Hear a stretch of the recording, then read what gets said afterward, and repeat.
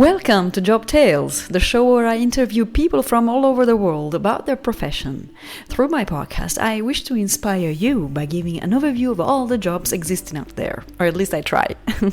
I was watching Inside the Mind of a Dog on Netflix, and I saw several dog trainers talk about their amazing job training dogs to become service dogs for humans with disabilities. So I said, I have to interview them. So Canine Companions was kind enough to grant me the interview with two of their apprentice instructors, Brinck and Anika Schenkel. So here they are.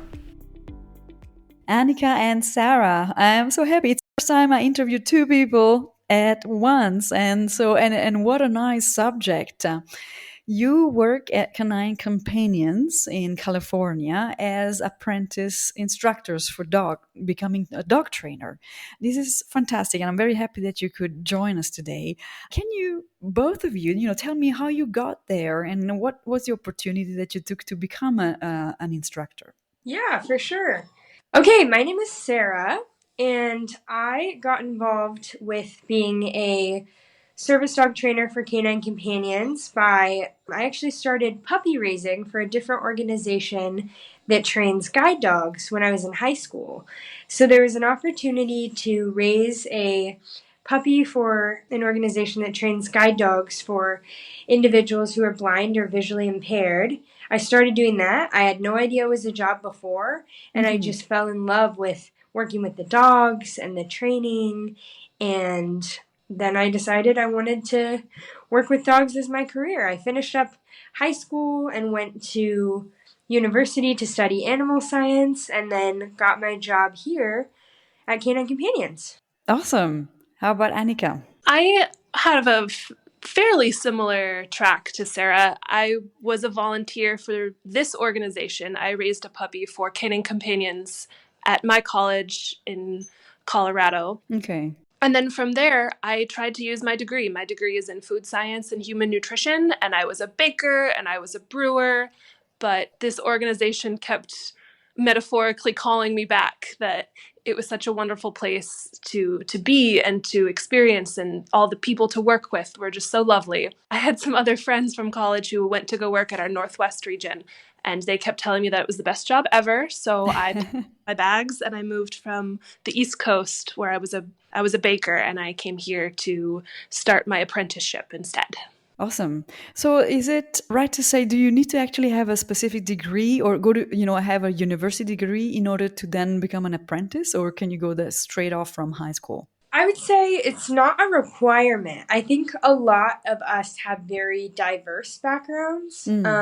A lot of the apprenticeship is learning how to train and how to teach dogs and how to teach the clients. So a lot of it can be trained, but a lot of us come from very diverse backgrounds. I'd say different education levels and as well experience levels. We have some folks who came from dog grooming and some who came from other paths like Anika's with food science, all kinds of diversity. Okay, so that also brings variety, and then you can also exchange with each other on your background experience. Yeah, exactly. That's really good. So how long will your training be? So we start as instructor assistants, and usually we are just an assistant with no dogs of our own for the first typically 3 to 6 months. That's you're helping out the other trainers, the other instructors. You're really getting a feel for the organization itself and how we run. After you complete we call it an IA, so the instructor assistant. After you finish that, you become an apprentice 1. That is your first string of dogs. So you get 10 dogs, and your hand is held basically the entire time you're training by our training manager. And you're really learning everything from scratch. You're getting help along the way. No decision is made by yourself. You're really helped. So that's your apprentice 1. Apprentice 2 is about another year and a half long, and you are given a little bit more responsibility, a little bit more freedom of choices, a little bit more voice in the choices that are being made with the dogs and the clients that we're serving. You're just gaining more experience. Then you become an apprentice 3, which is, I think, another 6 months to a year, basically. Wow. As an apprentice 3. And this is, you are teaching all of the team training classes where the students come to be matched with their dogs. You are able to rotate into other departments in our organization and work with the puppy program and the applicants and the graduates of our program. So you're not just training the dogs. And so this apprenticeship is more than just dog training. It is an all-encompassing track to becoming an instructor, which I think from start to finish is about 4 years. Oh. And the instructorship comes with a practical exam that is conducted by our national training manager. She comes down and she watches you perform with all of the dogs, making sure that they're all on track to become service dogs. And then you are also given a written exam to make sure that you have a very in-depth knowledge of dog health and anatomy and learning theory, all of those little things that go into teaching as well. So it's a very long process, but it's rewarding in the end. Yeah, so 4 years, yeah, it's quite a long time. It's like an actual full-on degree. If you're going to, maybe not medical school is a bit longer, but anything else, it does require. So you then really know dog behavior really well. Is this something that you can potentially translate into becoming a trainer for other animals, or would you have to start all over again for another animal? So I actually came from my career before this. I think this is a question you're going to ask later, but I was a zookeeper for 3 years before I decided to take the leap and move over here. And I would say that the zoo and like exotic animal field is quite a bit different, but the theories, like the learning theory is going to be similar. And the theories of, what motivates the animals, how you train, all of that stuff similar, but the setup and the things that we're training for could not be more different. That's fascinating. It makes me think I already want to know like what a day looks like in your life from the moment you and the dog wake up till the end of the day. So in turn, can you tell me, what does your day look like? What do you do with the dog? Absolutely. So the dogs all stay here on our campus in kennels. They have inside and outside portions of their kennels. They have little beds and they have kennel mates, so they're not really alone. Mm-hmm. So they stay here on campus, and most of our trainers get here between 7 and 8 in the morning. We feed our dogs. They get 60 minutes of exercise every day. So we exercise them in a time we called community run, and they get to play with other dogs and toys. We get to interact with them there. Then we bring them over to the training rooms over on campus, and they either hang out in crates or on beds. And we as trainers will do some tasks with the dogs and then put them back and give them some rest time and then take them out and do some more training. So a lot of our day is going back and forth between dogs. And trainers will have between, I'd say, 4 and 10 dogs at any given time. So you are really dividing your time between dogs and the tasks they're learning. And the skills that they're learning vary pretty differently in the 6 months that we have them. So in the beginning, we're doing like our foundational skills, seeing what the dogs knew before they came to us. And then by the end, our time is really spent refining and tweaking their professional tasks to the individuals that they're going to be matched with. Okay, so you need to really learn of the 10 dogs that you have under your jurisdiction, let's say. Each of them will have a different report, let's say, from you. Yeah. Is it difficult? Because, it sounds fun, of course. Maybe it's a myth around the job. Oh, yeah, you work with dogs. How amazing. But do you find some difficult elements in your everyday job or in general in the degree that you have chosen? It definitely takes a lot of time management, I would say. And it takes the type of person who is sort of like a self-starter. Like nobody, once you get to Apprentice 2, as Anika was saying, nobody's sitting there telling you like, this is what needs to be done, and then this, and then this, and then this.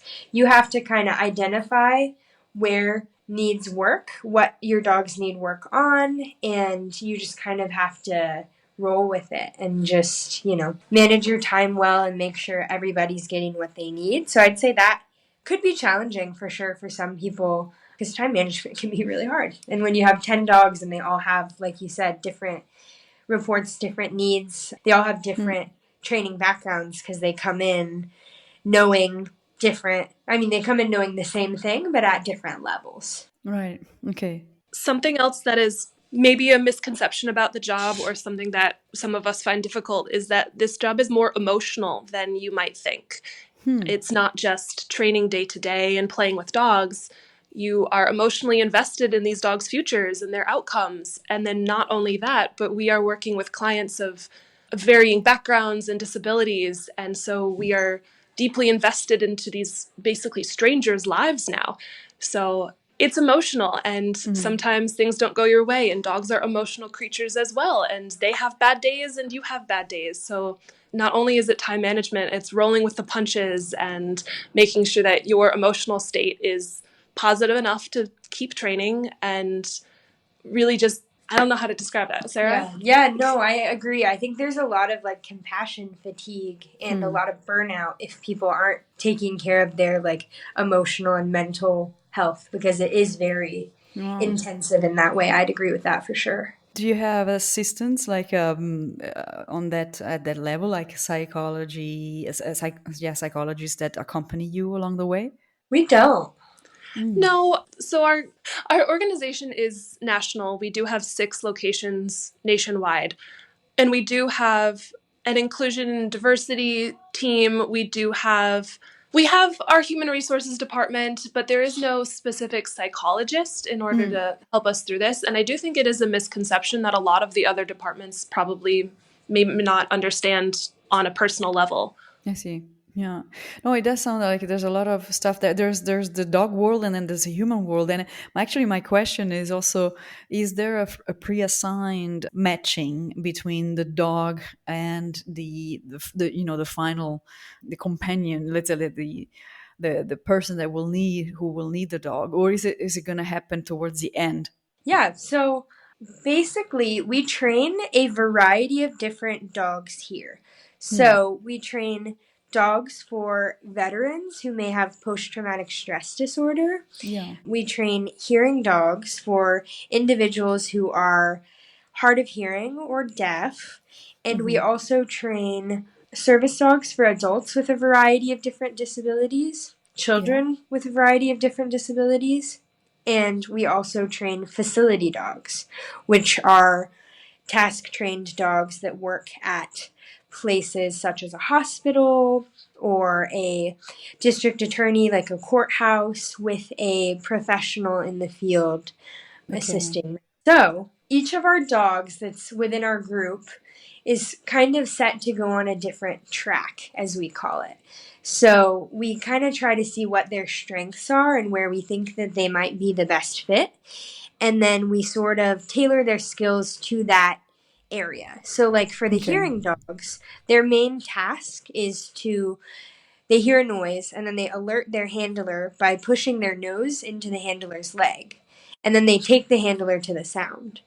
So for a hearing dog, we may be looking for a specific temperament and a specific positive attributes of a dog to maybe be a hearing dog. Rather, for a service dog for an adult, we may look for different things. For a service dog for an adult, they may be tugging open doors and retrieving dropped items and delivering them to a handler who uses a wheelchair or some variation of that. So for the different types of dogs, they'll kind of go to those different types of categories. And then we will have team training, which Anika mentioned, is where the students, so the clients who are receiving the dogs, come to our campus and they train with us, and we teach them how to work with a variety of different dogs. So when we invite these people, we kind of have dogs in mind. We always have more dogs than people we invite, so that we make sure that they're going to work out with one of the dogs.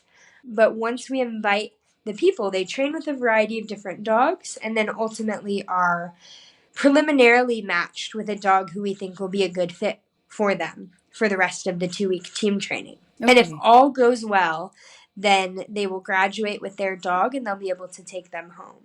At what stage are you today? Like up to which point are you doing your training?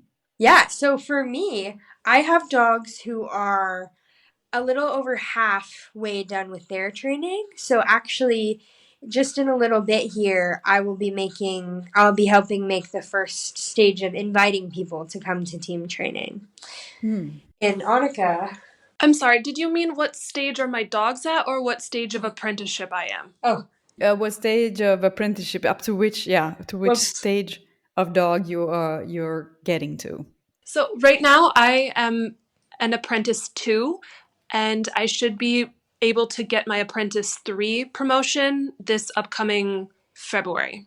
Okay. And so you train the dog up to which point? The dogs are in basically 6-month chunks. 6-month chunks of time. So we get the dogs at what we call turn-in, where the volunteers bring their dogs back to campus for professional training. And these dogs are with us for 6 months.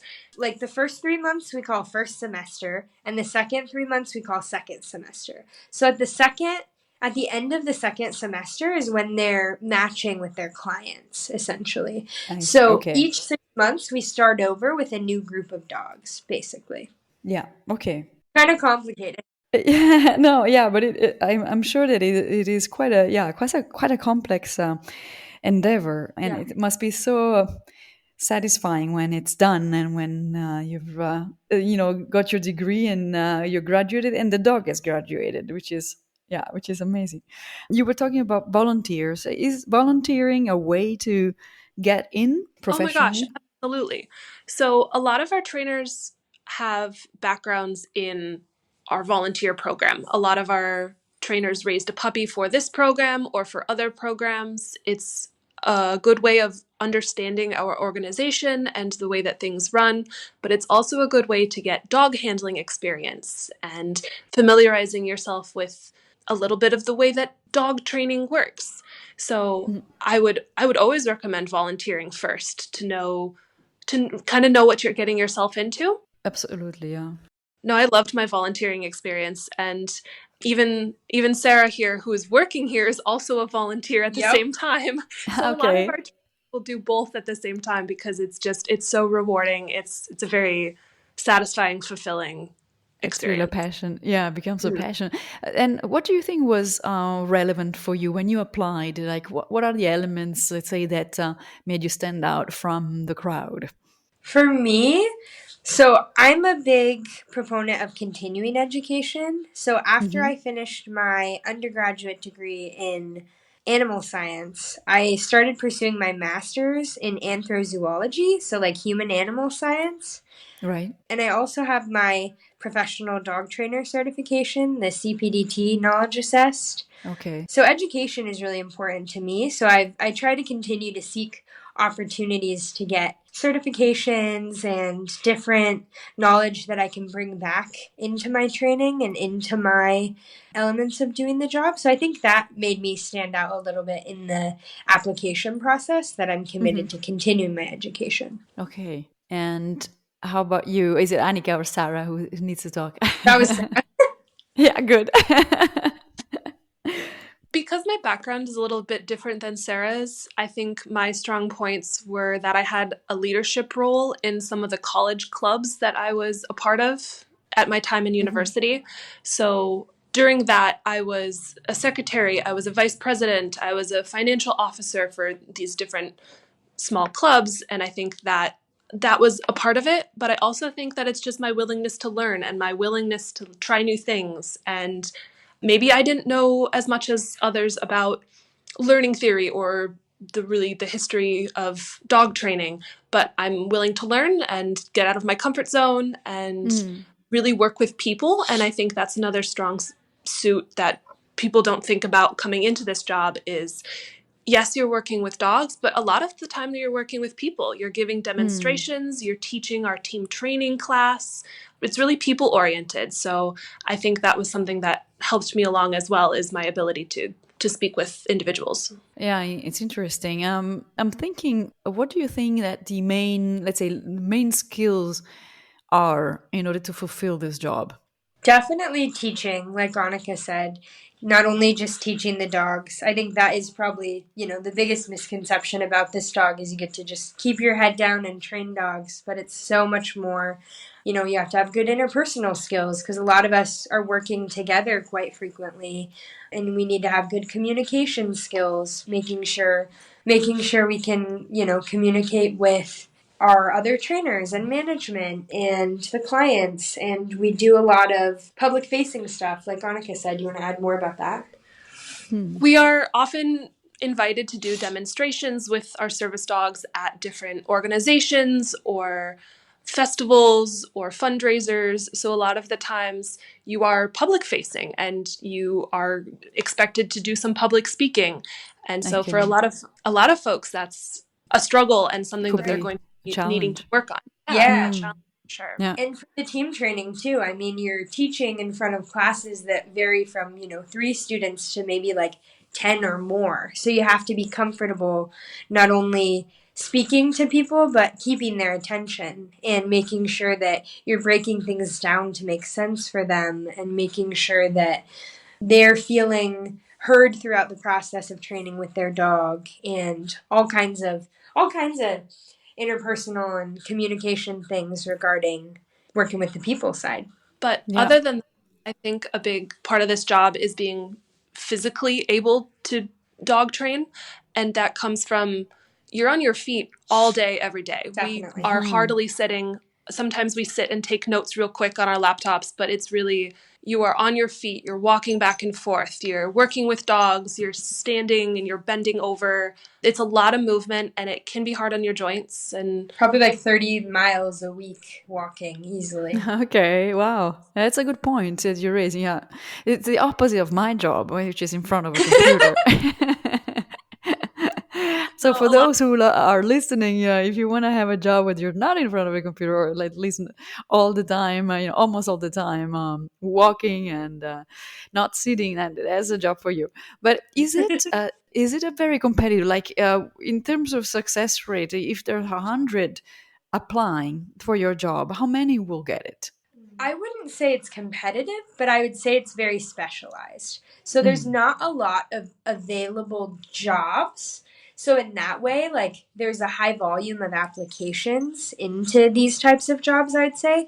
But I wouldn't say I guess it depends on your definition of competitive. But it's very specialized. So I feel like there are still a lot of people who don't know that it's a job that exists. So it isn't like a ton of people go to school to do this specifically, and then the application is very competitive. But I don't know. What do you think? Specifically at our organization, and I think some other dog training schools, you're able to kind of work your way in, if that makes sense. Like we were talking about volunteering before applying. That is a really great way to get your foot in the door. But a lot of our applicants have come from like the kennel department of our organization. So they start working in the kennels as canine wellness technicians, and then they find interest in the training portion. So maybe they apply to be a trainer instead. And so then they can work their way up from there. So I think it has a variety of streams of interest coming in. But yeah, like Sarah said, it's really specialized. And I didn't know this was an option for the longest time. I'd say most people don't. Okay. Based on that, I mean, is there a lesson you've learned in the past few years that you've been working that you would say, had I known it at the beginning, maybe I would have done some things different?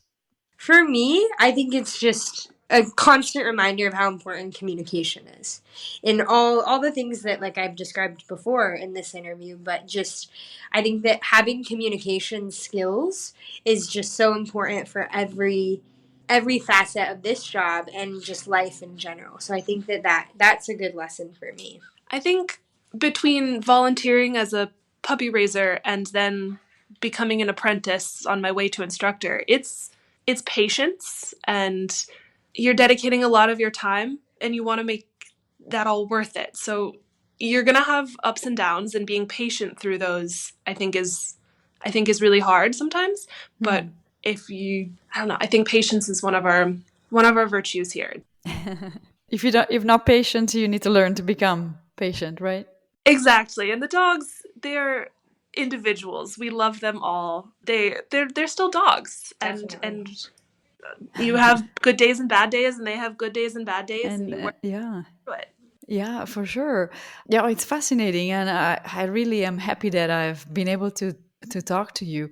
I have a question to both of you. If you're considering becoming instructors of instructors, to train the trainers one day. So like that for us would be a training manager, I believe, if that's your question. Like if we want to train the trainers, is that your question? Yeah.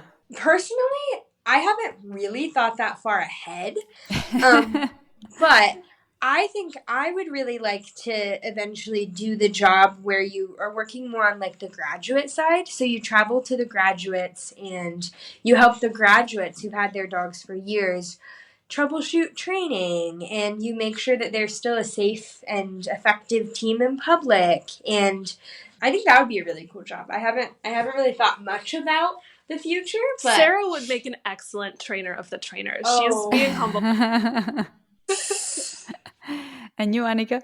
I'm not quite sure that is something that interests me at this time. That I haven't really thought about it. We're string by string, day by day. Absolutely. Sometimes. So, just trying to make it to that instructor. Yeah, we're trying to become instructors first, and then yeah, and then enjoy being instructors, and then and I truly wish you all the best. I think it's amazing, and I'm happy I discovered the documentary on Netflix, because that's how I began to know about Canine Companions, and I'm happy that you were available to speak with me, and I wish you all the best, and I hope I can get a nice photo of you in action that I can put on my social media. Absolutely. Thank you got so it. much. Thank you. Thank you. That was Sarah and Anika, service dog apprentice instructors at Canine Companions. You will find more episodes on Spotify, YouTube, and Apple Podcast, as well as any of your favorite players. I'm always looking for new guests, so don't hesitate, don't be shy, please write to me. See you next week for a new episode of Job Tales.